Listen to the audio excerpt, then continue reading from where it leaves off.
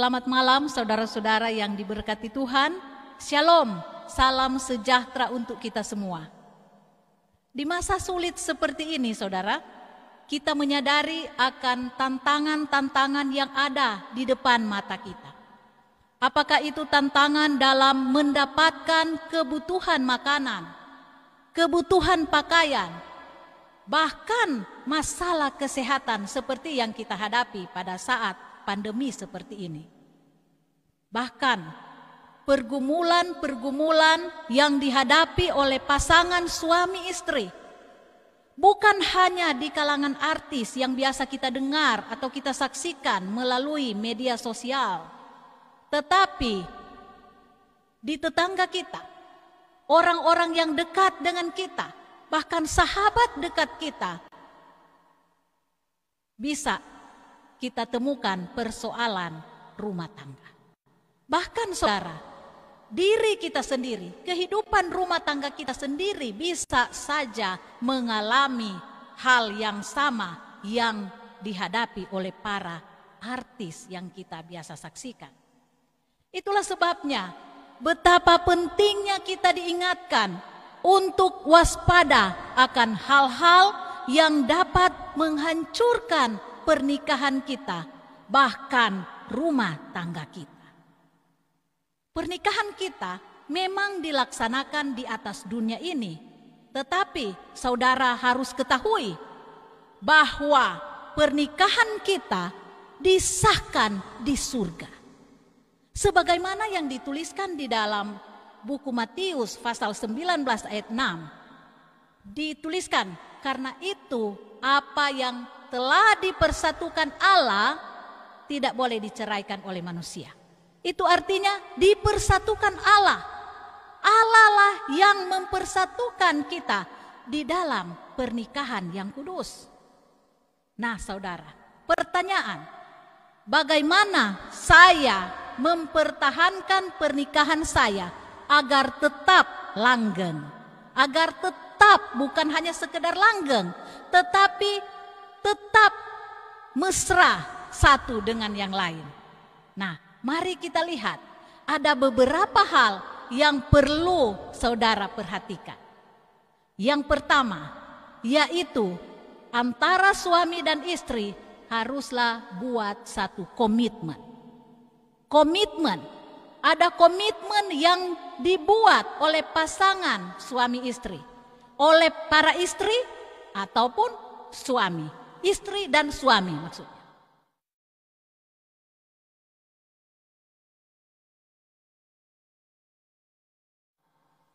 Saya membuat satu komitmen untuk hidup bersama pasangan saya, suami saya contohnya. Dan saya akan lakukan apa saja untuk membuat pernikahan saya ini hingga maut memisahkan. Jadi harus buat komitmen, harus ada komitmen antara suami dan istri. Sedangkan saudara, mereka yang tidak membuat komitmen, mereka hanya mengatakan seperti ini. Ketika mereka masuk dalam pernikahan, mereka katakan, saya akan coba dulu. Dan mudah-mudahan berhasil. Semoga berhasil. Jika sekiranya kita tiba pada saat tidak cocok, maka pernikahan ini akan tidak berhasil. Atau dengan kata lain, terjadilah perpisahan. Dalam buku Kejadian pasal 11 ayat 6, di sana dituliskan, mulai dari sekarang apapun juga yang mereka rencanakan, tidak ada yang tidak akan dapat terlaksana. Nah, perhatikan ayat ini. Apa saja yang mereka rencanakan, tidak ada yang tidak akan terlaksana. Itu artinya Tuhan berjanji untuk memberikan yang terbaik. Apa saja yang kita rencanakan, lain dengan yang kita tidak rencanakan. Langsung tiba-tiba ada pernikahan, itu artinya lain, ya. Tetapi di sini kita harus ada rencana. Harus memiliki komitmen bersama untuk hidup dalam hubungan pernikahan sesuai dengan rencana Allah. Nah, yang kedua, kembangkan hubungan kasih antara suami dan istri. Nah, hubungan kasih ini antara suami dan istri harus perlu dikembangkan. Jangan hanya berdiam di tempat, yang artinya tidak ada usaha lain yang dibuat untuk membina dan mempertahankan kehidupan yang indah di dalam rumah tangga saudara.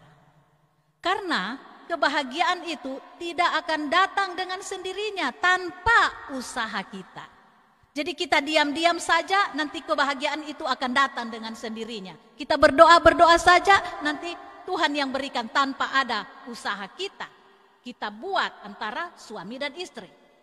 Jadi kita harus usahakan dengan cara-cara yang disepakati bersama. Ingat, disepakati bersama untuk menjaga kemesraan suami istri tetap lestari. Sehingga hal itu menyebabkan hubungan suami istri langgeng. Saudara ingat, sebuah taman memerlukan pemeliharaan. Pemeliharaan yang terus menerus, bukan hanya 1 kali, 2 kali. Tetapi ada pemeliharaan setiap saat, terus menerus. Dan melibatkan pemikiran, melibatkan waktu untuk mengurus taman itu. Dan juga usaha Anda. Nah, begitu juga dengan pernikahan. Bukan hanya taman yang bisa kelihatan indah. Di sana ada waktu yang disediakan oleh tukang taman untuk memelihara taman agar tetap indah. Nah, begitu juga dengan pernikahan kita. Perlu waktu, saudara. Perlu pemikiran bagaimana untuk memikirkan agar pernikahan kita tetap langgeng, tetap mesra satu dengan yang lain. Ada usaha. Nah, itu penting untuk kita lakukan. Hal yang berikut, ungkapkan perasaan sayangmu. Jadi jangan hanya diam saja. Jangan hanya tunggu-tunggu nanti suami yang lebih dulu. Karena ya istri menunggu saja. Tidak, tetapi ungkapkan perasaan sayangmu. Apakah Anda istri, apakah Anda suami, harus ungkapkan. Bagaimana mengungkapkan perasaan cinta itu? Nah, mari kita tiru apa yang Alkitab tuliskan. Di dalam Kidung Agung pasal 5 ayat 10 dan ayat 16, di sana dituliskan seperti ini. Istri mengatakan, putih bersih dan merah cerah kekasihku, menyolok mata di antara selaksa orang. Kata-katanya manis semata-mata, segala sesuatu padanya menarik. Demikianlah kekasihku, demikianlah temanku, hai putri-putri Yerusalem. Jadi ini dikatakan istri mengatakan putih bersih, merah cerah kekasihku. Itu artinya ada pujian. Perlu ada kata-kata mesra diungkapkan kepada pasangan kita. Perlu ada kata-kata sayang di antara pasangan suami istri. Istri boleh mengatakan, aku mencintaimu. Nah, ini sulit. Walaupun kita sudah menikah 10 tahun, 15 tahun, sudah lama. Sobaku biasa orang Nado katakan. Tetapi kata ini sangat sulit keluar dari mulut kita. Katakanlah, aku mencintaimu. Kalau orang Nado katakan, kita sayang pangana. Jadi itu harus diungkapkan. Jangan hanya diam di dalam diri, cuma kita yang tahu. Pasangan kita tidak tahu.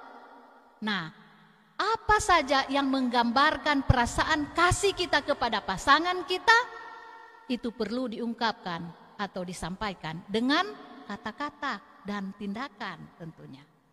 Jangan kita hanya berdiam diri sambil berpikir, yang penting istri saya tahu kalau saya mencintainya. Tanpa ada tindakan atau kata-kata, ungkapkan itu kepada istri ataupun suami.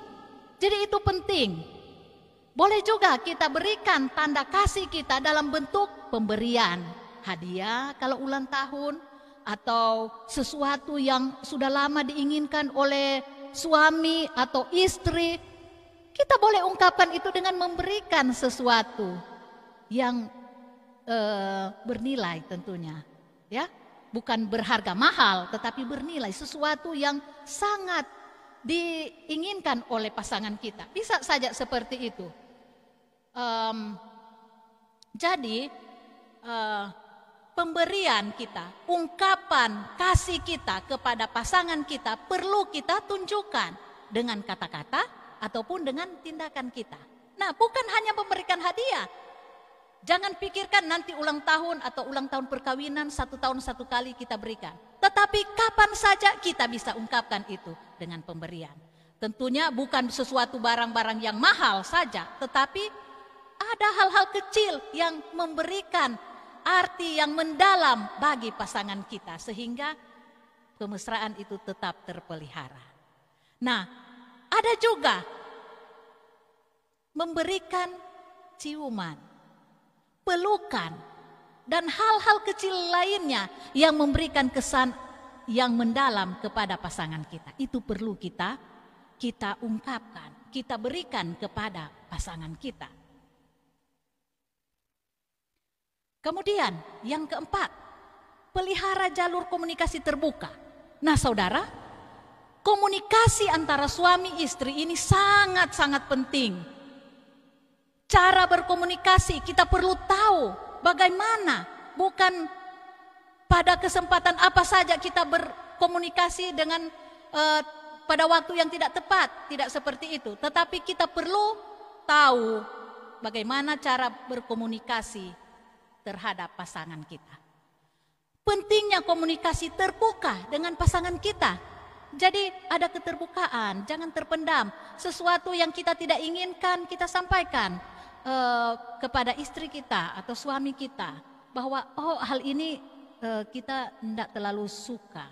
Jadi kalau boleh tidak usah bikin gitu. Itu bisa disampaikan, harus terbuka. Usahakan dalam berbagai kesempatan harus ada komunikasi, walaupun kita masing-masing sibuk dalam tugas kita. Nah, perlu ada kasih tahu ke sana. Aduh, mama kita lagi sibuk.